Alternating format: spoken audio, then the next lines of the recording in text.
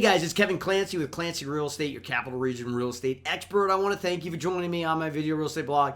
As you know, I created this blog to share some ideas and insights into what's going on in the real estate market in the Capital Region, as well as just share some ideas and insights that I learned from talking to literally hundreds of you guys in a week or monthly basis. And I really, really appreciate the insights you guys provide. Hey, super active buyer market right now in Albany, depending on the price point and depending on, where your home is located. Put 4 homes under contract this week myself with multiple offers. My team crushed it, seeing really, really good activity as well. I think we sold a couple $1 million this week. So if you're thinking about selling, now's a really good time to get ahead of the curve before everybody and the brother decides to list their home, come the end of March and April. Inventory is really, really low right now. Hey, if you're thinking about buying a home and you're downsizing, you're upsizing, get in, talk to my team. Let's get you set up and work out a plan that's going to get you to your goal in 2020. So, hey, that's what I want to talk about today. Let's talk about New Year's resolutions, right? We're getting into 2020. We're several weeks in.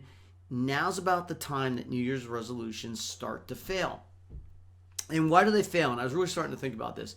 And in my mind, New Year's resolutions fail for 2 reasons. One, the goal wasn't really set appropriately. We didn't know why we wanted it, and we didn't want it bad enough.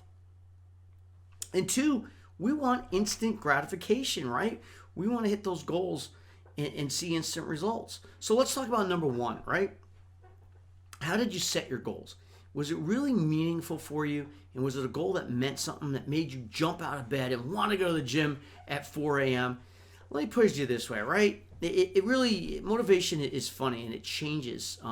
Changes daily for us, and it changes based on how badly we want the goal. Let me put it this way. I ask you to dribble a basketball through a minefield for $100. Would you do it? Absolutely, probably not. Most of us would say no. If I said $10,000, you might start thinking about it. If I said $1 million, you might think, you know what? Maybe I'll try dribbling that basketball through that minefield. If I said $10 million, you might think about it a little bit more.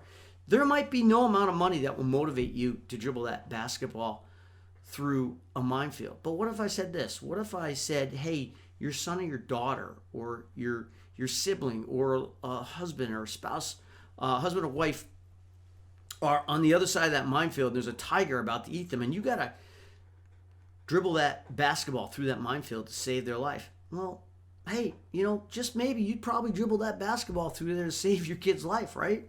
In a heartbeat, most of us would do that. So setting the goal and what you want to achieve is really, really important to your motivation. And you really need to understand why you want that goal, and you need to want that goal as much as you want to breathe. 2, look, we're all people, right? We want to go to the gym. We want to get in shape, right? The hardest time to go to the gym is the first 4 weeks, right? Because we're going to the gym, we're coming home, we're sore, right? And we're trying to lose weight, and we're trying to get toned, right? But what happens? We give up way, way too soon. We give up before we see instant results. If you've been eating Big Macs and French fries your entire life, going to the gym for 2 weeks and drinking a smoothie, whatever it's full of, a protein smoothie, is not going to put you on the road to health in 2 weeks. It takes a long, long time. And where we win is consistently and persistently doing the things that get us to your goal.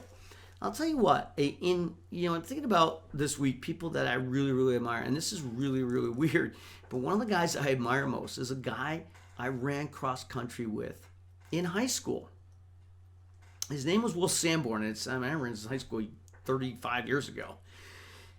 But I admire him because when we ran cross country, every single race he came in last, right? I was an average or maybe a little bit above average cross country runner.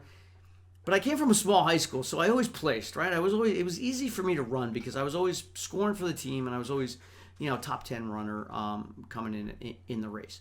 But when you're consistently last, it is so hard to get up every day and run that race. And I'll tell you what, Will Sanborn ran every single day, and to this day, I still admire him for doing that because it was harder for him to show up and do that than it was for me to show up when I was getting basically the glory of running the cross-country race. And I'll tell you, I don't know where Will Sanborn is today, but I'll tell you he's successful because every single race he got better. He got better times, and he kept showing up, even though he was improving in smaller amounts, in increments, and not making quantum leaps in improvement. He was improving every single day, and he understood that, and he showed up, and he got it done.